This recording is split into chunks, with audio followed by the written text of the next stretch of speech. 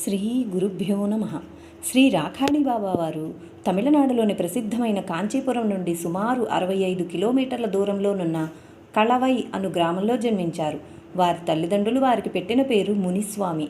ఆ జన్మ విరాగి అయిన శ్రీ బాబావారు తమ బాల్యంలోనే ఇల్లు ఊరు వదిలి దేశం నలుమూలలా ఉన్న పుణ్యక్షేత్రాలను దర్శిస్తూ సంచరిస్తుండగా శ్రీ నిత్యానంద భగవాన్ వారి మహత్యాలను విని మహారాష్ట్రలోని గణేష్పురికి చేరుకున్నారు.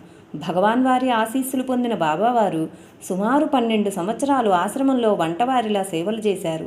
ఆ తర్వాత ఒక కార్తీక పౌర్ణిమ నాడు శ్రీ నిత్యానంద భగవాన్ వారిచే తాన్సా నదిలో అభిషేకింపబడి ఓంకారానంద అను ఆశ్రమ నామధేయం పొందారు. అయితే వైరాగ్యం మూర్తి భవించిన గంభీరులైన శ్రీ ఓంకారానందుల వారిని శ్రీ నిత్యానంద భగవాన్ వారు వాత్సల్యంతో గోరఖ్ అని సంబోధించేవారు.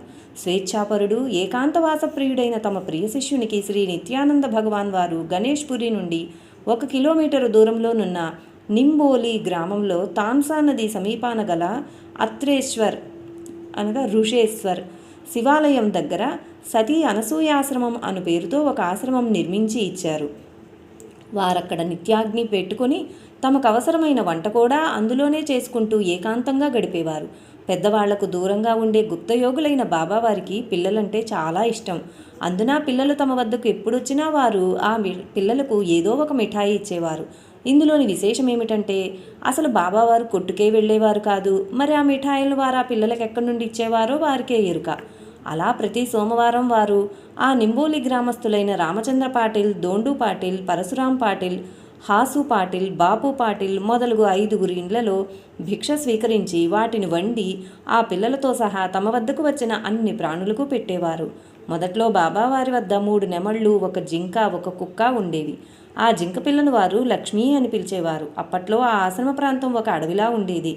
బాబావారు అప్పుడప్పుడు వాటితో పాటు ఆ అడవిలో తిరుగుతుండేవారు. స్వేచ్ఛగా తిరుగుతుండే ఆ జింకపిల్ల ఒక్కొక్కసారి ఆ అడవిలోకి ఒంటరిగా వెళ్ళినట్లయితే బాబావారు లక్ష్మీ అని మెల్లగా పిలిచినా అది ఎక్కడున్నా సరే వెంటనే వారి వద్దకు పరిగెత్తుకు వచ్చేది. భస్మాంగరాగప్రియులైన బాబావారు అనసూయాశ్రమానికి 100 అడుగుల దూరంలోనున్న ఉష్ణగుండాలలో స్నానం చేసి తమ నిత్యాగ్ని గుండంలోని విభూతిని ఆపాదమస్తకం ధరించేవారు. కనుక అందరూ వారిని రాఖాడి బాబా అని పిలువసాగారు. రాఖాడి అంటే మరాఠీలో భస్మం. ఆ విధంగా శ్రీ ఓంకారానందుల వారు శ్రీ రాఖాడి బాబా అను పేరుతో భక్తుల మధ్య తెలియబడసాగారు. పొదిగై పర్వతంలోని వరుణ గుహలో ఒంటరిగా తపస్సు చేసుకుంటూ ఆకలి దప్పుల కోర్చే ఆ బ్రాహ్మణ బ్రహ్మచారిని చూస్తుంటే బాబావారి అంతరంగంలో వారిపై అంతులేని జాలి, ప్రేమ పెళ్ళుబికాయి. ఒకనాడు తాను కూడా సరిగ్గా అలాంటి స్థితినే చవిచూచాను అని మాటలతో వ్యక్తపరచలేని ఆ మధుర ఘట్టం ఒకసారి బాబావారి మనోఫలకంపై ప్రత్యక్షమైంది. అవి తాను మహారాష్ట్రలోని మందాకిని పర్వత గుహలో తపస్సు చేస్తున్న రోజులు. ఆకలి దప్పులు తెలియని స్థితి. అలా ఎన్ని రోజులు గడిచాయో తెలియదు. తను గురుదేవుల దర్శనార్థమై బయలుదేరి వజ్రేశ్వరి ఆలయ సమీపంలోని దోగడి బాబా సమాధి సమీపానికి వచ్చాను. అది కూడా సరిగ్గా ఇలాంటి సంధ్యా సమయమే. ముందెన్నడూ లేని విధంగా తనకప్పుడు అమితమైన ఆకలి. ఏం చేయాలి? చీకటి పడింది. అంతలో ఒక పండు ముత్తైదువ ఒక పళ్ళెం నిండా మిఠాయిలు తీసుకువచ్చి, బాబు, నేను నిన్నొక కంట కనిపెడుతూనే ఉన్నాను. నీవు చాలా ఆకలితో ఉన్నావు. నీ కొరకై ఈ పదార్థాలు తెచ్చాను, తిను అంటూ ఆ పళ్ళెం తనకు ఇవ్వటము. బిడ్డ ఆకలి తల్లికే తెలుసు. నా ఆకలి తెలిసి ఈ చీకటిలో నా కొరకై ఆహారం తెచ్చిన నీవు ఆ జగన్మాతవే తప్ప అన్యులు కాదంటూ తాను ఆమె పాదాలకు ప్రణమిల్లటము, తదనంతరం ఆ పదార్థాలను ఆరగించటము వగైరా వగైరా మనసులో మెదిలాయి. అప్పుడే సంకల్పించారు బాబా ఇతనికి తను అలాంటి దివ్యతరమైన ఆహారాన్నే అందించాలని. అలా వారిద్దరి మధ్య అరగంట కాలం మౌనంగా గడిచిపోయింది. మాటలే కరువైన ఆ మధుర క్షణాలు వారిద్దరిని మరింత సన్నిహితులను చేసింది. ఒకరిదేమో ప్రేమభావం, మరొకరిది పూజ్యభావం. ఒకరిది పుత్రవాత్సల్యమైతే మరొకరిది పూజ్యమైన పితృభావం. మౌనభంగం చేస్తూ తొలుత బాబావారు, బ్రాహ్మణుడవయ్యుండి కూడా ఈ నిర్జనారణ్యంలో నిర్భయంగా నిరాహారంగా ఉన్నావు. ఎన్నో రోజులుగా ఈ గుహలో ఏకాంతంగా తీవ్రమైన సాధనలో ఉన్నావు. వాస్తవంగా ఇదే నిజమైన తపస్సు శివా. మరణశీలి అయిన మానవుడు రోగాల బారిన పడి మరణించుట కంటే కఠోర తపస్సులో కన్నుమూయటమే పుణ్యప్రదం. ఇక్కడే ఉండి నీ తపస్సునింకా తీవ్రతరం చెయ్యి అని అంటూ క్షణమాగి, నీవేమీ ఆహారం తీసుకోవడం లేదు, నీకు ఆకలిగా లేదా శివా అని ప్రేమతో అడిగారు. బాబా వారందరినీ శివా అని సంబోధించేవారు. కామేశ్వరన్ గారప్పుడు నిజమే ఆకలిగానే ఉంది, పరిపూర్ణమునకై నేను పడే పరితాపమే నా ఆకలి, పూర్ణ పురుషులైన మీ దివ్య దర్శనంతో ఆ ఆకలి కూడా అణగారిపోయింది, నాకింకేం కావాలి అని భక్తితో వినమ్రులై అన్నారు. సముచితమైన ఆ సమాధానానికి బాబావారు ఎంతో సంతసించారు. ఆహారంగా నీకేమైనా ఇవ్వనా అని బాబావారు అనునయంగా అడగగా వారు, నన్ను మీరెలా ఆశీర్వదించినా అది నాకు సంతోషమే అని అన్నారు. అయితే నేను నీకు కొంత ఆహారాన్ని ఇస్తాను అని అంటూ బాబావారు తటాలను లేచి అచ్చట కొండవాలిలోనున్న బండరాయి వద్ద నిల్చుని 2 చేతులు ఆ రాతి కిందకు చాచారు. అంతే, క్షణంలో బాబావారి చేతుల్లో ఆహారం ప్రత్యక్షమైంది. బాబా చేతుల్లో పెద్ద అరిటాకు, అందులో పొగలు కక్కుతున్న వేడివేడి అన్నము, 2 ఆకుదొన్నెలు, ఒకదానిలో వేడివేడి రసము, మరొక దానిలో గడ్డ పెరుగు. శూన్యంలో నుంచో లేక బండరాతి నుంచో బాబావారు ఆ ఆహారాన్ని సృష్టించినట్లుంది. ఆహారమున్న ఆ అరటి ఆకుతో పాటు అచ్చటనే ఉన్న ఒక టెంకాయ చిప్పలో తన కమండలంలోని నీరు పోసి కామేశ్వరన్ గారి ముందుంచి ఇక తినవచ్చుననే అర్థంలో బాబావారు చూచారు. అందుకు సంతోషించిన కామేశ్వరన్ గారు ఆనందంతో మనసెరిగిన ఆ మహనీయుని పాదాలకు మనసారా ప్రణామాలు అర్పించుకున్నారు.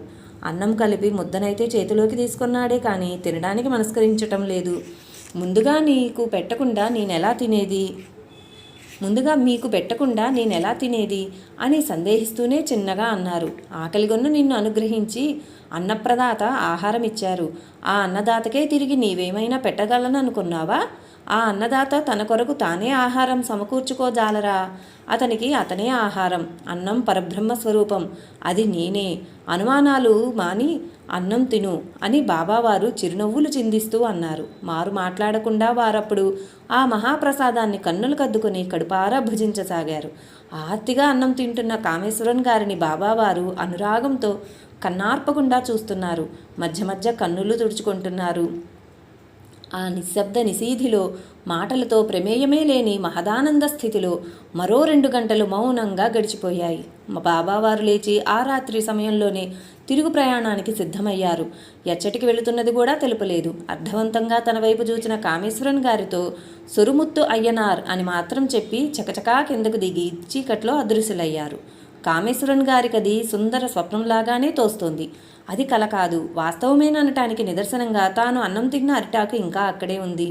శ్రీ నిత్యానంద భగవాన్ వారి శిష్యులైన శ్రీ రాఖాడి బాబా వారు గణేష్పురిలోని తన ఆశ్రమం నుండి బయలుదేరి దేశాటనం చేస్తూ తమిళనాడులోని సుప్రసిద్ధ సుబ్రహ్మణ్యస్వామి క్షేత్రమైన పళని దర్శిస్తారు. అచ్చటి నుండి పాపనాశం రాగా అచ్చట యాదృచ్ఛికంగా సురుముత్తు అయ్యనార్ దేవాలయము, బాణతీర్థ విషయం వింటారు. వాటిని చూడాలనే నెపంతో అప్పర్ డ్యామ్ వెళ్తే దైవికంగా బాబావారికి తమ పాత భక్తుడైన అచ్చటి పోస్ట్ మాస్టర్ సుబ్రహ్మణ్యన్ గారు తారసపడ్డారు. లోగడ అతను గణేష్పురిలో పోస్ట్ మాస్టర్గా పనిచేసినప్పుడు బాబావారికి సన్నిహితుడై సేవలందించారు. పాపనాశం ప్రాంతానికే చెందిన ఆ పోస్ట్ మాస్టర్కు ఆ పరిసర ప్రదేశాలు క్షుణ్ణంగా తెలుసు. అతనే బాబావారి కొరకు సొరుముత్తు అయ్యనార్ క్షేత్రం వద్ద తామ్రపర్ణి నది ఒడ్డున అశ్వత్థ వృక్షం క్రింద ఒక కుటీరం నిర్మించి ఇచ్చారు. బాబావారితో సత్సంగం చేయడానికై రోజు అతను ఆ కుటీరానికి వచ్చేవారు. ఒకనాడు మాటల మధ్య అతనే బాబావారికి చెప్పారు, బాణతీర్థం వద్ద ఒక బ్రాహ్మణ యువకుడు వరుణ గుహలోనున్నాడని, అతను గత 26 రోజులుగా నిరాహారి అయి తీవ్ర సాధన చేస్తున్నారని. ఆ మరునాడే బాబావారు వరుణ గుహను సందర్శించి కామేశ్వరన్ గారిని కలవడం జరిగింది. బాబాగారు ఆ పర్ణశాల ముందు నిత్యాగ్నిహోత్రాన్ని పెట్టుకుని ఎవరితోనూ సంబంధం లేకుండా కాలం గడుపుతుండగా దొరైరాజు గారితో పరిచయం కలిగింది. నిదానంగా ఆ కుటుంబ సభ్యులందరూ వారికి దగ్గర కావడంతో వారు అప్పుడప్పుడు వాళ్ళ ఇంటికి కూడా వెళ్ళేవారు.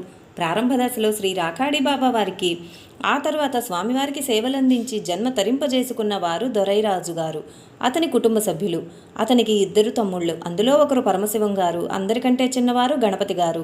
బాబావారు ఎప్పుడైనా తమ ఇంటికి రానట్లయితే ఈ 3 సోదరుల్లో ఎవరో ఒకరు బాబా వద్దకు వెళ్ళి చేతనైన సేవ చేసేవారు.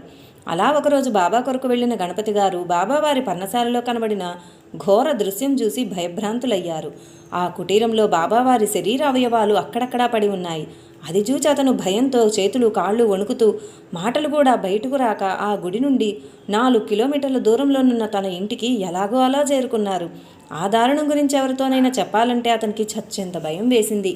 ఆ రాత్రి అతను ఒక కాళరాత్రిలా ఎలాగో అలా గడిపి మరునాడు ఉదయం నిదానంగా సురుముత్తు అయ్యనార్ క్షేత్రానికి బయలుదేరారు. దూరం నుండి గమనిస్తే ప్రత్యేకంగా అక్కడ ఏమీ జరిగినట్లు కనబడలేదు.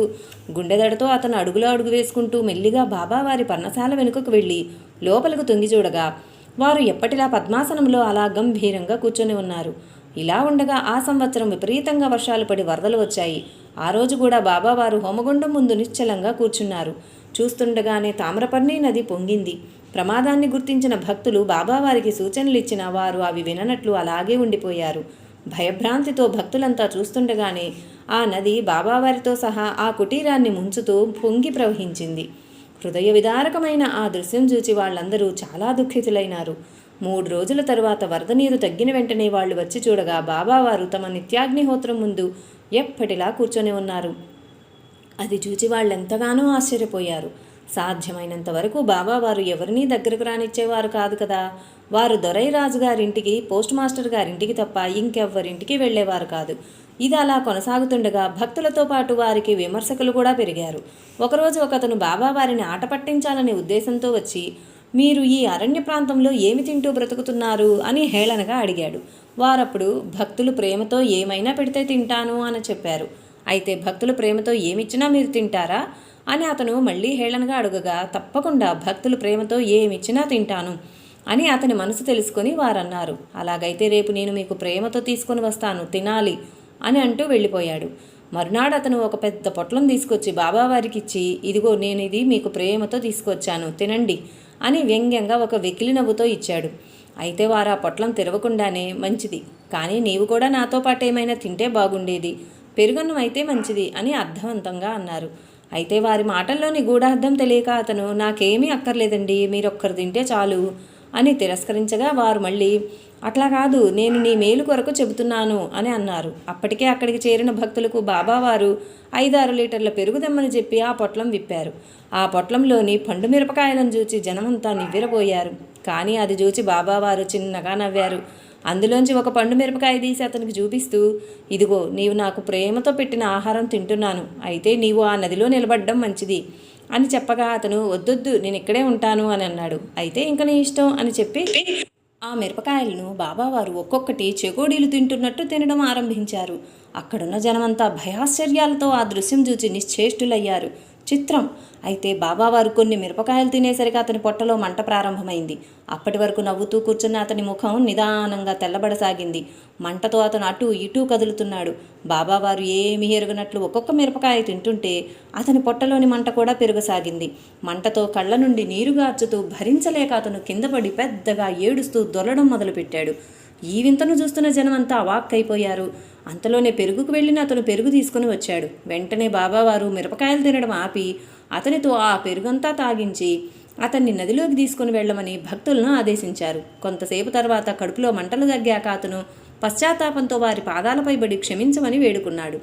కాలం గడిచే కొద్దీ బాబావారికి కొందరు భక్తులు ఏర్పడినారు. అందులో ఒక ఆవిడ వారి పర్ణశాల వద్ద కూర్చుని బీడీలు తయారు చేయడం మొదలుపెట్టింది. అది చూచి బాబావారు, ఆహా, ఈ బిడ్డపై అమ్మకు ఎంత వాత్సల్యం, నేను బీడీకి కూడా వెళ్లకుండా బీడీ ఫ్యాక్టరీనే ఇక్కడ పెట్టింది అని అన్నారు. ఇలా ఉండగా అది ఇష్టపడని ఆమె భర్త ఒకరోజు తన మిత్రులతో కలిసి వచ్చి బాబావారిని బెదిరించి అక్కడి నుండి పంపివేయాలని ప్రయత్నించాడు. నిర్భయులైన బాబావారికి అది ఒక పిల్లలాటలా అనిపించింది. వారక్కడే ఉండిపోయారు. ఇంకా లాభం లేదని అనుకున్న ఆమె భర్త తన మిత్రులతో కలిసి మళ్ళీ ఒకరోజు ఒక పెద్ద కత్తి తీసుకొని వచ్చి బాబావారి జట పట్టుకుని వారి తల నరకడానికి కత్తిని పైకెత్తాడు. బాబావారు అప్పుడు ఒక చిరునవ్వుతో అతని వైపు చూస్తూ శివా అని అన్నారు. ఆశ్చర్యం. కత్తిని పైకెత్తిన అతని చేయి నిదానంగా కిందకు వచ్చింది. చివరకు ఆ కత్తి పట్టుకోవడానికి చేతికి బలం లేనట్లుగా చేతిలోంచి కత్తి జారి కింద పడింది.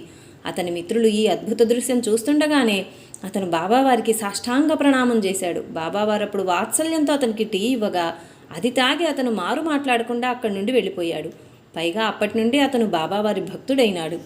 సురుముత్తు అయ్యనార్ క్షేత్రం వద్ద కుటీరంలో ఉంటున్న రాఖాడి బాబావారిని తరచుగా దర్శించుకునేవారు కామేశ్వరన్ గారు. రాను రాను వారిద్దరి మధ్య విడదీయరాని అనుబంధం ఏర్పడింది. ఆ సమయంలోనే సాధు సేవలో పునీతమైన దొరైరాజు గారి కుటుంబాన్ని కామేశ్వరన్ గారికి పరిచయం చేశారు బాబావారు.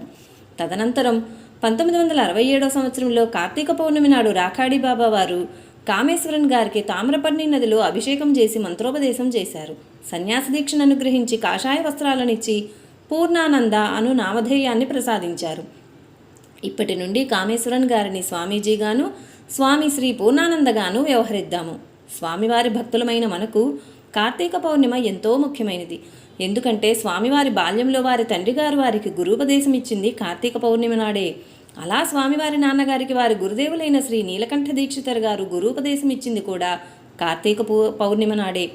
అలాగే శ్రీ రాఖాడి బాబా వారు తమ గురుదేవులైన శ్రీ నిత్యానంద భగవాన్ వారి నుండి గురూపదేశం పొందింది కూడా కార్తీక పౌర్ణిమ నాడే. అలాగే మనం ఇప్పుడు బాబా హాలులో పూజిస్తున్న మన పరమ గురుదేవులైన శ్రీ రాఖాడి బాబా వారి పాదుకులు స్వామివారికి లభ్యమైనది కూడా కార్తీక పౌర్ణిమ నాడే. కావున భక్తులు కార్తీక పౌర్ణమి నాడు చేసే జప తప పారాయణాలు ఎంతో శ్రేష్టం, శ్రేయస్కరం. పూజ్య శ్రీ రాఖాడి బాబా వారికి శ్రీ పూర్ణానంద స్వామి వారు ఏకైక శిష్యులు. శిష్యుని కఠోర సాధన చూసి బాబావారి కళ్ళు చెమ్మగిల్లేవి. సౌజన్యమూర్తి సాధనా పురుషుడైన తన శిష్యుడంటే బాబావారికి వల్లమాలిన అభిమానమైనప్పటికీ వారి ప్రగతికి ప్రతిబంధకమవుతుందని శిష్యుని ముందు మాత్రం తన అభిమానాన్ని గోప్యంగానే ఉంచుకునేవారు. పైపెచ్చు సాధన సరిగా చేయటం లేదని కొంత కటువుగా కూడా ప్రవర్తించేవారట. గురువంటే తండ్రితో సమానం. లోపల ఎంత ప్రేమ ఉన్నా తండ్రి పైకి కటువుగా కనిపిస్తారు. లోపల ఎంత కోపం ఉన్నప్పటికీ పైకి ప్రేమ కనబరిచేది తల్లి. ఇది అక్షర సత్యం. బాబావారు సురుముత్తు అయ్యనార్ క్షేత్రం వద్ద నివసిస్తున్నప్పుడు తమ దర్శనార్థం వచ్చిన భక్తులను బాణతీర్థం వెళ్లి స్వామివారిని దర్శించి రమ్మని పంపేవారు. వారు తిరిగి వచ్చి స్వామీజీ గురించి గొప్పగా చెబుతుంటే తనకది గర్వకారణంగా తలచేవారు బాబావారు. మహర్షులు సైతం మన్మథమాయకు లోనవుతుంటారు. అలాంటిది సంసార సుఖాలను చవిచూడవలసిన తరుణప్రాయంలో సన్యసించి సత్యాన్వేషణకై తీవ్ర సాధన చేస్తున్న ఆ బ్రాహ్మణ యువకుడు కారణజన్ముడని కొందరు, అతని ముఖంలో కొట్టొచ్చినట్లు కనిపించే దివ్య తేజస్సు అతనెంత గొప్ప సాధనాపరుడో తెలియజేస్తుందని మరికొందరు తన ముద్దుల శిష్యుని పొగడ్తలతో ముంచెత్తుతుంటే బాబావారు మౌనంగా వింటూ తమలో తాము ముసిముసి నవ్వులు నవ్వుకుంటూ మురిసిపోయేవారు. అప్పుడప్పుడు బాగా పొద్దుపోయిన తర్వాత బాణతీర్థం నుండి బయలుదేరి బాబావారి దర్శనానికి వెళ్ళేవారు స్వామీజీ. బాబావారి దర్శనం కావాలంటే అపాయకరమైన అడవి మార్గం గుండా 10-12 కిలోమీటర్లు కాలినడకన ప్రయాణం చేయాలి. పైగా అప్పట్లో పాదరక్షలు కూడా వాడేవారు కాదు. అయినప్పటికీ సముద్రునితో సంగమించుటకై ఉరుకులు పరుగుల మీద అవిశ్రాంతంగా పయనించే నదీమ తల్లి వలె గురుదర్శనానికై తహతహలాడుతూ పరుగులాంటి నడకతో సురుముత్తు అయ్యనార్ క్షేత్రం చేరేవారు. ఇలా గురుదర్శనార్థం వెళ్లే స్వామీజీ గాలిలో తేలిపోతున్న అద్భుత దృశ్యం చూసిన వారెందరో ఆ ప్రాంతంలో ఉన్నారు. నీలిమేఘాన్ని చూచినంతనే ఉప్పొంగి పురివిప్పి నాట్యం చేసే నెమలి వలె గురుదర్శనం కాగానే పూర్ణానందుల వారి హృదయం కూడా పరవశించి ఆనందంతో చిందులు వేసేది. స్వామీజీకి బాబావారి పలుకు శ్రవణానందం, దర్శనం నయనానందం, సన్నిధి బ్రహ్మానందం. గురువంటే వారికంత గురుతర భక్తి. ఎంతో ప్రయాసపడి వచ్చి తనకు ప్రణామం చేస్తున్న ప్రియ శిష్యుని తృప్తిగా చూచుకుంటూ ఒక్క త్రుటికాలం వారిపై తమ దివ్యకటాక్ష వీక్షణాన్ని ప్రసరింపజేసేవారు బాబావారు. దానితో శిష్యునిలోని అణువణువు దివ్యానందంలో మునిగి తేలేవి. ఎందుకంటే ఆ దివ్య ప్రేమ మానవ ప్రేమ వలె ఒక భావావేశం కాదు, అది అంతర్గతమై ఆత్మ నుండి ఆత్మకు ప్రసరించే దివ్య ప్రసారం. అందుకే అలాంటి దివ్యానందానుభూతి. గురుదర్శనానికి వెళ్ళినప్పటి అనుభవం స్వామీజీకి ఒక్కొక్కసారి ఒక్కో విధంగా ఉండేదట. మచ్చుకు ఒకసారి అనుభవం. బాబాకు ప్రణామాలర్పించి ముకుళిత హస్తులై స్వామీజీ నిల్చోగానే బాబావారు దర్శనమైందా శివా సరి అని అంటే నీవిక వెళ్ళవచ్చునని అర్థమట. కాళ్ళీడ్చుకుని అంత దూరం వచ్చిన వెంటనే తన ఆజ్ఞతో వెనుతిరిగి వెళుతున్న శిష్యును చూచి బాబావారి హృదయం బాధతో విలువెల్లాడిపోయేదట. కానీ తప్పదు, సానబెట్టగా జాతి వజ్రమైనా ప్రకాశించదు కదా మరి. మచ్చుకు మరొకటి, భక్తి ప్రణామాలు బాబావారి కటాక్ష వీక్షణాలు ఎప్పుడూ యథావిధిగా జరిగేవి. ఆ తదనంతరం బాబా సాధన బాగా సాగుతోందా శివా? బాబా దయ వల్ల బాగానే సాగుతోంది. సాధన ఇంకా తీవ్రతరం చేయాలి శివా. జాతస్య మరణం ధ్రువం. పుట్టిన ప్రతి ప్రాణి చావక తప్పదు. కానీ చచ్చేలోపుగా తాను మళ్ళీ పుట్టకుండా ఉండే మార్గాన్ని అన్వేషించాలి. కాకిలా చిరకాలం జీవించడం కంటే హంసలా కొద్ది రోజులు బ్రతికినా చాలు. మరణశీలి అయిన మానవుడు తన బ్రతుకు భగవన్మయమై తాను మోక్షగామి కావాలంటే శరణాగతి ఒక్కటే చాలదు శివా. తీవ్ర సాధన కూడా చేయాలి. వెళ్ళి నీ సాధనని ఇంకా తీవ్రతరం చెయ్యి అని చెప్పేవారు. పైగా తన శిష్యునికి అప్పుడప్పుడు పరీక్ష పెట్టేవారు కూడా. ఒకరోజు స్వామీజీ బాణతీర్థం నుండి బాబావారి దర్శనానికి రాగా వారు, చూడు శివా, నీవింకా కొన్ని రోజులు పాపనాశం వెళ్ళి అక్కడ శివాలయంలో ఉండు అని ఆదేశించారు. ఆ శిష్య శిరోమణి వెంటనే అక్కడి నుండి 12 కిలోమీటర్ల దూరంలోనున్న పాపనాశంలోని శివాలయానికి నడుచుకుంటూ బయలుదేరారు. ఆ కాలంలో ఇప్పటిలా ఆ అరణ్య ప్రాంతాలకు బస్సులు ఎక్కువ ఉండేవి కావు. కావున పౌరాణికంగా ప్రసిద్ధి చెందిన క్షేత్రమైనప్పటికీ భక్తులు ఎక్కువగా వచ్చేవారు కాదు. అలా ఒక సందర్భంలో స్వామివారికి 5 రోజుల వరకు భిక్ష అందలేదు. చిత్రం, నా భూతో నా భవిష్యతి అన్నట్లుగా బాబావారికి కూడా ఆ 5 రోజులు భిక్ష దొరకలేదట. 6వ రోజున ఒక భక్తుడు స్వామివారికి కొంత డబ్బు దక్షిణగా సమర్పించగా వెంటనే వారు ఆ పైకంతో తమ గురుదేవుల వారికి అవసరమైన బెల్లం, టీ పౌడరు, పండ్లు మొదలుగునవి తీసుకుని సొరుముత్తు అయ్యనారు ఆలయమునకు వెళ్ళి బాబావారికి సమర్పించారు. తమ ప్రియ శిష్యుని విశిష్ట గుణసంపదకు ఆ గురుదేవులు పులకించిపోయారు. ఆ ఆనందోద్రేకంలో అప్రయత్నంగా పెళ్ళుబికి వచ్చే ఆనంద భాష్పాలను అతి కష్టం మీద ఆపుకుంటూ అవి శిష్యుని కంట పడకుండా అటువైపు తిరిగి, అలాగా శివ, సరి అని ఎలాగో అనగలిగారు. అంటే నీవిక వెళ్ళవచ్చు అని అర్థం. అది విన్న స్వామివారు వెంటనే వారికి నమస్కరించి తిరిగి బయలుదేరారు. ఆ క్షేత్రానికి సుమారు 100 గజాల దూరంలో ఒక వంతెన ఉంది. అది దాటి వెళ్తేనే పాపనాశం వెళ్లే రోడ్డుకు చేరేది. స్వామివారు ఆ వంతెన మధ్యకు చేరేసరికి బాబావారు శివా అని మెల్లిగా అక్కడి నుండే పిలిచారు. అయినా కూడా తమ గురుదేవుల పిలుపు ఆ శిష్యునికి వినబడింది. వెంటనే వారు అక్కడే ఆగిపోయారు. అప్పుడు బాబావారు శిష్యుడు తెచ్చిన పండ్ల నుండి 2 అరటిపళ్ళను తీసుకొచ్చి, ఏమి శివా, 5 రోజుల నుండి భిక్ష లేదని చెప్పవచ్చు కదా, పోనీ దక్షిణ దొరికినప్పుడైనా ఏమైనా కొని తినకపోయావా, ఏమి అంత అభిమానమా అని అడిగారు. స్వామివారప్పుడు, మీరన్నది నిజమే కానీ ఆ దక్షిణ నా చేతికి రాగానే నాకు మీరు గుర్తుకు వచ్చారు కానీ నాకు నేను గుర్తుకు రాలేదు అని సవినయంగా తెలుపగా, అది విని ఆ గురు శిరోమణి ఆనందాశ్రువులతో తమ శిష్యుని కౌగిలించుకున్నారు. వారు ఒక పండు తీసుకుని మొదటి ముక్క శిష్యుని నోట్లో పెట్టగా గురువాత్సల్యానికి కరిగిపోయిన ఆ శిష్యుడు ఆనంద భాష్పాలు గారుస్తూ మరొక ముక్క గురుదేవుల నోటికి అందిస్తూ, అవును బాబా, నేను ఒక విషయం అడగవచ్చునా అని అడిగారు. వారప్పుడు, అడుగు శివా అని అనగా, మీకు 5 రోజుల నుండి భిక్ష దొరకనప్పుడు మీరు నాకు వరుణ గుహలో భిక్ష తీసిచ్చినట్లు ఎందుకు చేయలేదు, ఎందుకు మీలో ఆ శక్తి ఉందనే ఆలోచన కలగలేదు అని అడుగగా బాబావారు, ఏమో శివ, నాకు అప్పుడు అదేమీ గుర్తుకు రాలేదు, కానీ ఆ స్థితిని చూసేసరికి దానికి అదే స్ఫురించింది అని వాత్సల్యంతో అన్నారు. అయితే బాబావారు మరొకసారి ఇంకో విధమైన పరీక్ష పెట్టారు. ఆ పాదమస్తకం విభూతి ధరించి కేవలం ఒక కౌపీనం మాత్రం కట్టుకొని ఒక ఉక్కుమూర్తిలా నిశ్చలంగా అశ్వత్థ వృక్షం క్రింద కూర్చునే శ్యామలవర్ణం గల దృఢకాయులైన శ్రీ రాఖాడి బాబావారంటే అప్పుడు కౌమార దశలోనున్న కృష్ణశంకర్ గారికి ఎక్కడలేని భయం. అతని ఆ అకారణ భయాన్ని అర్థం చేసుకున్న స్వామీజీ ప్రౌఢ గంభీరంగా బయటకు కనబడుతున్న బాబావారి మనసు అసలు వెన్నపూస కంటే మెత్తనైనది. వారు చంటి పిల్లల వల్లే నిష్కల్మషమైన మనసు గలవారు, ఒక ప్రేమమూర్తి అని స్వాంతనపరిచేవారు. ఆ కాలంలో అంటే స్వామీజీ కార్యార్ సురుముత్తు అయ్యనార్ కోవిల్లో ప్రప్రథమంగా గడిపిన రోజుల్లో వారాంతంలో వెళ్ళి వారికి చేతనైన సేవలు అందించేవారు కృష్ణశంకర్ గారు. ఇలా ఉండగా ఎప్పటిలాగే ఒక శనివారం నాడు స్వామివారికి ఇవ్వడానికి టీ పౌడరు, బెల్లం వంటి వస్తువులు తీసుకుని కృష్ణశంకర్ గారు సురుముత్తు అయ్యనార్ కోవిల్కి వెళ్ళేసరికి బాబావారు స్వామీజీ ఎక్కడికో వెళ్ళడానికి సిద్ధమవుతున్నారు. అతను ప్రశ్నార్థకంగా స్వామివారిని చూడగా వారు, నీవు సమయానికి వచ్చావు, మేం బాణతీర్థం వెళ్తున్నాం, నీవు కూడా రావచ్చు అని అన్నారు. అలా వారు ముగ్గురు సుమారు 12 కిలోమీటర్ల దూరం నడిచి బాణతీర్థం చేరేసరికి చీకటి పడింది. బాబావారు స్వామీజీ అక్కడ ఒక రాతి ప్రక్కన కూర్చోగా కృష్ణశంకర్ గారు కొంత దూరం వెళ్ళి కూర్చున్నారు. అంత దూరం నడిచి నీరసంగానున్న అతను తన దగ్గరున్న తుండుగుడ్డను తల కింద పెట్టుకుని అక్కడే నిద్రపోయారు. మధ్యరాత్రిలో ఎప్పుడో మెలకు వచ్చిన అతను భయభ్రాంతితో ఆ చీకట్లో అటూ ఇటూ కలయి చూశారు. అక్కడే పడుకుని అతను గమనించగా బాబావారి స్వామివారి మాటలు అతనికి వినబడ్డం లేదు కానీ బాబావారి దోసిట్లో సుమారు 6 అంగుళాల పొడవు గల జ్యోతిలా ఏదో ప్రకాశిస్తోంది. వారది స్వామీజీకి ఇవ్వగా వారు తీసుకోలేదు. కొన్ని క్షణాలు గడిచాక మళ్ళీ వారది స్వామీజీకి ఇవ్వసాగారు. అప్పుడు కూడా స్వామివారది స్వీకరించలేదు. ఇలా 2-3 సార్లు జరిగాక బాబావారు దాన్ని పక్కనున్న రాతి క్రింద పెట్టారు. దానితో అక్కడ పూర్తిగా చీకటి ఆవరించింది. అసలే భయంగానున్న కృష్ణశంకర్ గారికి బాబావారి ఆ వింత ప్రవర్తన చూసేసరికి భయం ఇంకా రెట్టింపయింది. పైగా స్వామీజీకి ఇష్టం లేనిదేదో బాబావారు చేస్తున్నారనే ఒక రకమైన భావం కూడా అతనిలో చోటు చేసుకున్నది. ఇంతలోనే వారిద్దరిలో ఎవరో ఒకరు లేచి తన వైపు వస్తున్నట్లు అనిపించింది. వెంటనే భయంతో అతను ఒక పిచ్చివాడిలా ఆ చీకట్లో అడవిలోకి పరిగెత్తారు. కొంత దూరం వెళ్ళి అతను ఒక పెద్ద చెట్టు వెనుక దాక్కున్నారు. అప్పుడు తన వద్దకు ఏదో వస్తున్నట్లు అలికిడయ్యింది. భయంతో తన గుండె ఆగిపోతుందని అతను అనుకుంటుండగా, ఏం కృష్ణశంకర్, భయపడ్డావా అని స్వామివారి గొంతు వినపడింది. ఆ చిమ్మ చీకట్లో చెట్టు వెనకాల దాక్కున్న తనను వారెలా కనిపెట్టారో అతనికి తెలియదు కానీ వారి గొంతు వినేసరిగా అతనికి కలిగిన ఆనందం, హాయి అంతా ఇంతా కాదు. అతను స్వామివారిని ప్రశ్నలతో ముంచెత్తారు.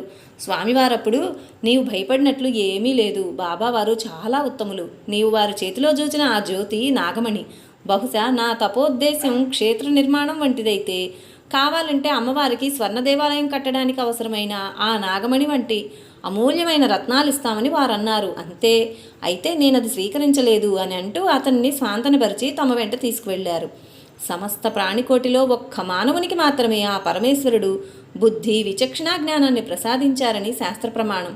కానీ అదేమి చిత్రమో, అటువంటి మానవులు కూడా మహాత్ముల దివ్యత్వాన్ని సకాలంలో గుర్తించడంలో ఘోరంగా విఫలమవుతున్నారనేది మాత్రం కాదనలేని కఠోర సత్యం.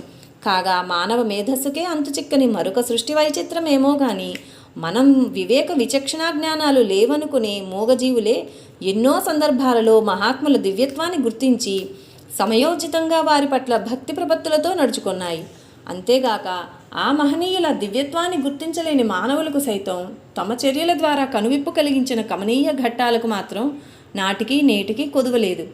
మహారాష్ట్రలోని అక్కల్కోటలో అవతరించిన శ్రీ స్వామి సమర్థ సాక్షాత్తు శ్రీ దత్తాత్రేయ స్వామి వారి 4వ అవతారంగా ప్రస్తుతింపబడి ప్రసిద్ధిగాంచిన తొలి రోజుల్లో వారి దివ్యత్వాన్ని ప్రజలెవ్వరూ సరిగా గుర్తించలేకపోయారు. అయితే ఒకసారి అక్కల్కోట సంస్థానాధీశుని జవహర్ అనే పట్టపుటేనుగు పిచ్చిపట్టి వీధుల్లో నానాభీభత్సం చేసి సృష్టిస్తుంటే శ్రీ స్వామి సమర్థ దానిని నివారించటానికై నిర్భయంగా దానికి ఎదురుగా వెళ్లారు. వారిని చూచిన తక్షణం వారి దివ్యత్వాన్ని గుర్తించి ఆ మదపుటేనుగు అల్లరిమాని భక్తి ప్రపత్తులతో వారి పాదాల ముందు మోకరిల్లింది. ఆ సంఘటనతో శ్రీ స్వామి సమర్థ సామాన్యులు గారని, ఘటనాఘటన సమర్థులైన మహనీయులని సామాన్య ప్రజలకు కూడా కనువిప్పు కలిగింది. అదేవిధంగా స్వామి శ్రీ పూర్ణానందుల వారి దివ్యత్వాన్ని కూడా కొన్ని మూగజీవులు గుర్తించి వారిని సముచితంగా సేవించుకున్న సంఘటనలకు కొదువలేదు. దైవం మానుష రూపేణ అని కదా మన శాస్త్రాలు ఘోషించేది. భగవంతుడు భక్తజన సంరక్షణార్థమై మానవ రూపంలో భువిపై అవతరించినప్పుడు వారికి సేవలందించడానికై వారి అనుచరగణం కూడా వివిధ రూపాల్లో భూమిపై అవతరించినట్లు పురాణాలలో మనం చూస్తుంటాము. నేటికీ మన కళ్ళెదుటే జరిగే కొన్ని సంఘటనలను సునిశిత దృష్టితో పరికించగల సహృదయులకు పురాణాలలో చెప్పబడిన పై విషయాలు అక్షర సత్యాలే సుమా అని అనిపించక మానవు.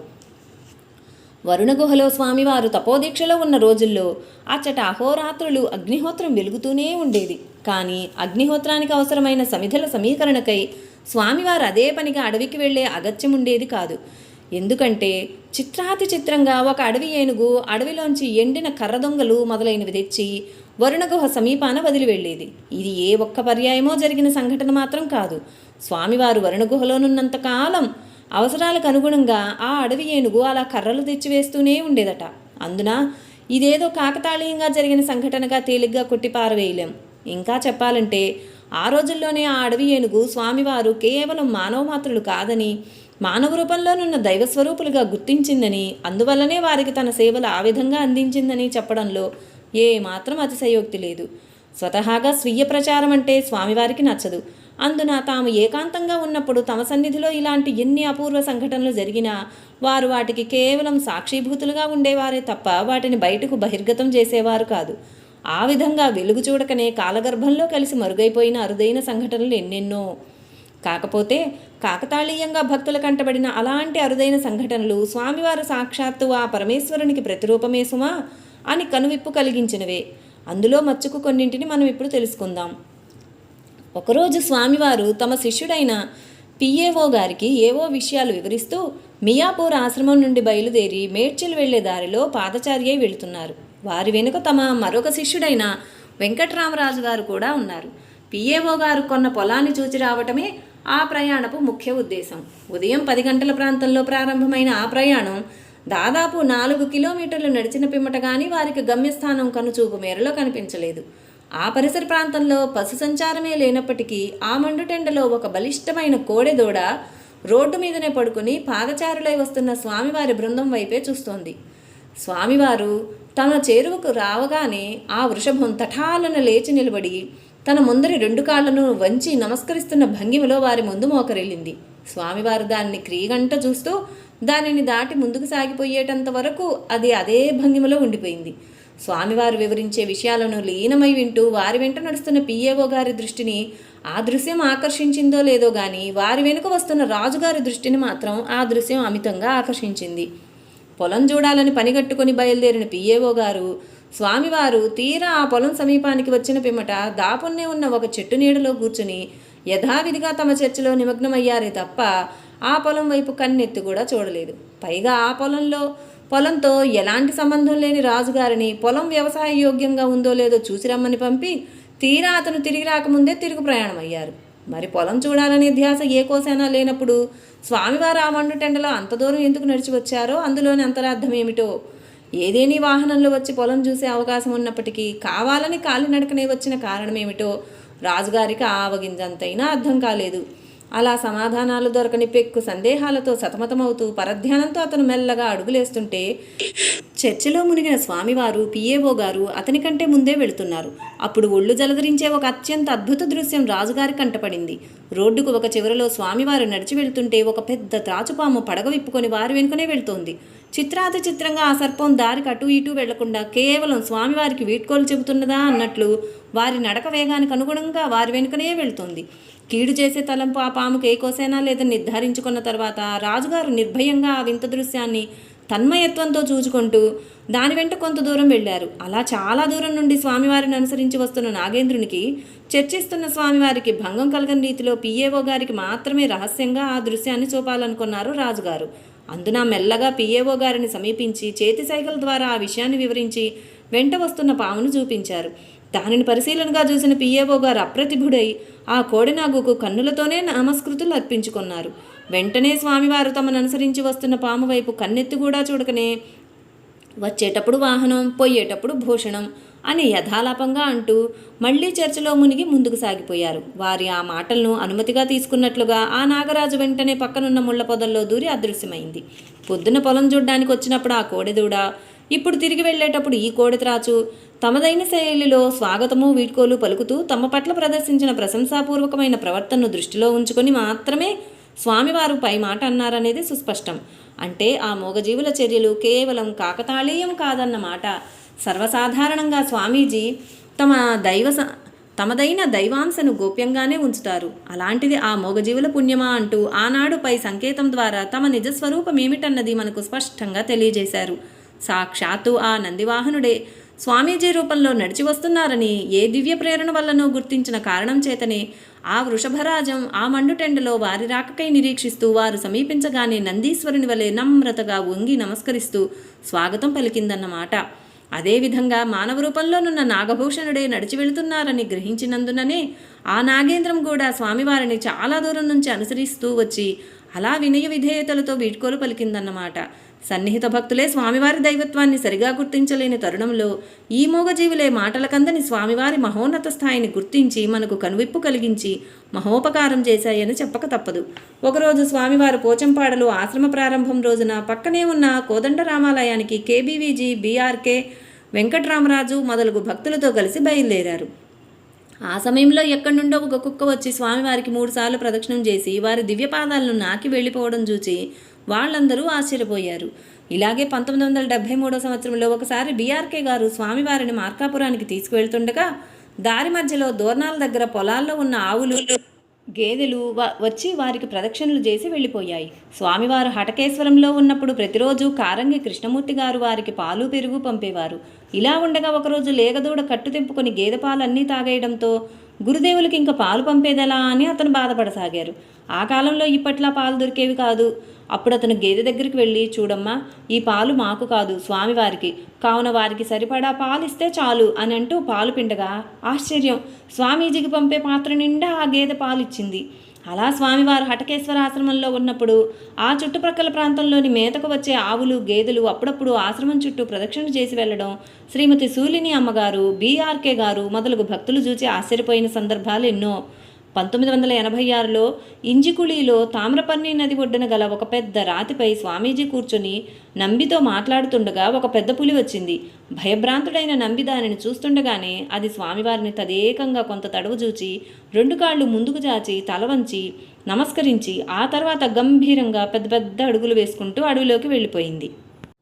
శ్రీ పూర్ణానంద స్వామి వారికి జై. లైక్ చేయండి, షేర్ చేయండి, సబ్స్క్రైబ్ చేయండి.